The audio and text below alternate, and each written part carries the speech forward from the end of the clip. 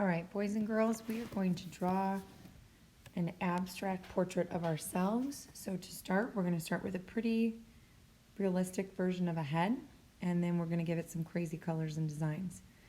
So to start with drawing the human head, you start with an oval. A little too skinny. Let me try that again. By the way, if you're working in pencil and you're trying to draw an oval, I suggest drawing a lot of light ones and then kind of darkening over the shape you like the best. Maybe don't waste time erasing. Then you're going to divide the head with a vertical line and then a horizontal line that break it into even quadrants. You know what? That center one is always diagonal when I draw it. I don't know what it is about me. Try that again.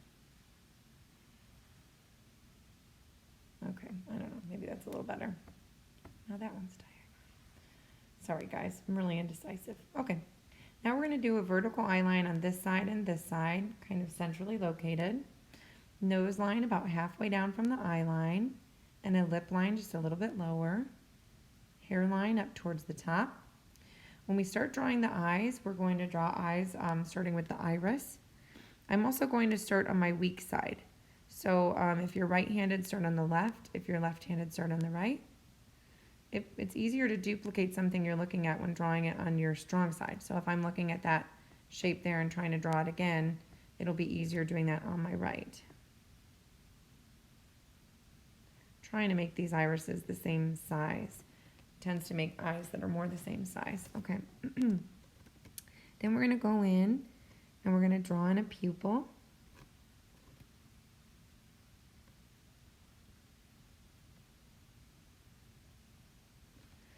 Then we're going to draw the eyelid. Eyelid starts with a diagonal line going down towards the center. And then a slightly horizontal yet curving line that goes over the top. So it's not a perfect horizontal. And then that's going to curve all the way down to meet the eye line on the corner out here. The bottom of the eye is going to have a little bit more of a curve to it, like up and then down, up and then down. When you're doing the eyebrows, again, start on your weak side. Start with just the bottom line first to get the position where you want them.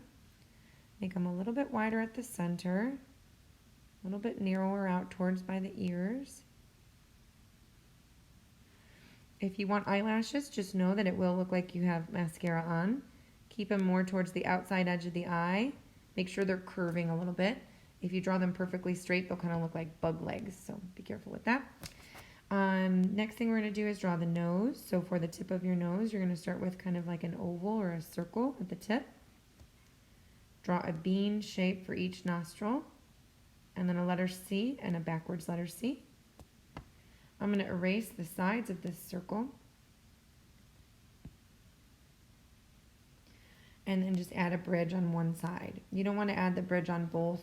If you have a really dark bridge of the nose, you tend to look like a feline or a cat. And usually we just see a shadow of the bridge of the nose. Next thing we're going to do is draw on the lips. The lips will go right over that lip line and look like a low, flat letter M that's almost been like squished or stepped on. So I'm going to go in here, start with that little V right here. I'm going to have the edges of the mouth curve up slightly.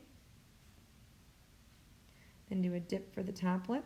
Dip for the bottom lip. Then I'm going to draw in the ears that line up from the eyes to the nose. And your hairline. The hairline should drop down to meet the ears. Okay, now there's going to be all different kinds of hair that I'm going to talk about. If you're doing curly hair, stay away from this action. We don't want to try to draw every individual hair when we're drawing hair for boys or girls. We just want to draw the outline of the hair. So like here's one edge of the hair. Here's the other edge of the hair, okay? And then we would go in and erase like your scalp or whatever that hair's covering up. And that would basically be it, okay? So for boy hair, I'm going to do straight and curly. If you have really curly hair, you might even want a curly hairline. If you have a part in your hair, you'll start with a V up here. And you could do hair that goes obviously above the scalp. If you do that, you'll want to erase the scalp so that it looks like the hair is covering that up. You should really only see the scalp if someone's like completely bald. All right, for straight hair, I'm gonna draw in like pieces for my hairline instead of a straight hairline. A V at the top, and I'm gonna draw some loose pieces up there. Kind of messy here. This is a little high up. I'm gonna lower that down a little. And I'm also gonna erase the scalp while I'm in here because you're not gonna see that anymore. There we go, that's a little better. Boys, if you want, let's see, what else is there? If you want a mohawk or anything crazy, you could probably do that. It would probably spike up like right from the hairline even. You'd erase your hairline and then kind of have like, you know, just a lot of action right in there maybe. Okay. Ladies, I'm going to do long, short, straight, curly, ponytails, and braids, okay? So if you have curly hair, if it's really curly, you'll want to do a sharp curly line, or sorry, maybe like a tight wavy line, kind of like that. If it's more of like a loose kind of beach wave, you can make bigger waves. Girls, if it's straight, then you'll have, you know, the hair comes down more like straight here by the head, maybe waves a little bit at the bottom. This is for long, or if you have short, end it closer to the neck. Same with curly hair or wavy hair, just end it by the neck if it's short, take it past the shoulder if it's long. Ladies, for ponytails, the ponytail is just going to bump up from the top of the head, and you might see a little bit from the side. If you want to add like a little bow or something in there. Let's see, what was I going to do? Oh, a braid. So you can have a braid that comes down at the side of your head. Let me do a zoomed in version of that braid. It's basically just kind of like curvy lines at the edges, a little tuft of hair at the bottom, kind of like zigzags in the middle. If anybody has braids that go along the scalp, let's say you start with the hairline here and you'll draw parts in between, and then you'll have like the braid will kind of bump up here, but it'll be the same way to draw the braid with like the wavy lines on the outside edge. You might want to do a little bit of an erasing of the scalp so it looks like the braid sits higher than the scalp, kind of like that. Oh yeah, let me just do a zoomed in version of a bow. You know what, I always draw in this area and then I need to move it. Let me just relocate this head. Okay, come on over here. Okay. Oh yeah, a zoomed in bow. So for a bow, you kind of draw like these shapes on the edges.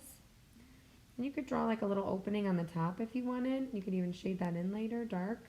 And then you could draw in some creases if you want to get really detailed. You could draw in tails also if you wanted to. Okay. All right. So the next thing we're going to do for our head is just drawing like shoulders. So your neck will slightly curve outward. A lot of people draw them like this, and that's incorrect. And a lot of people draw necks like this. That's also incorrect. The neck has lots of muscles and vital things in there, like an esophagus and a spine and ligaments and all kinds of things. So anyway, give it a slight curve outward, and then have your shoulders kind of drop down on a diagonal and just go down to meet the edge of the page. Not too wide on the shoulders, also not too square. You don't want them to look like, you know, Frankenstein. You can draw in like a neckline on your shirt, and you could obviously draw any details on your shirt you wanted to draw also. If you wanted to draw a hoodie, you might want to see that hood kind of crinkle up back here, maybe like a drawstring up front. A collar, if you wanted to draw a collar, you start with like kind of an arc right here, and then an arc up front, connect them. That would be like for a collared shirt. Oh, this would be like a button, sorry. Button would probably want to be inside here, okay.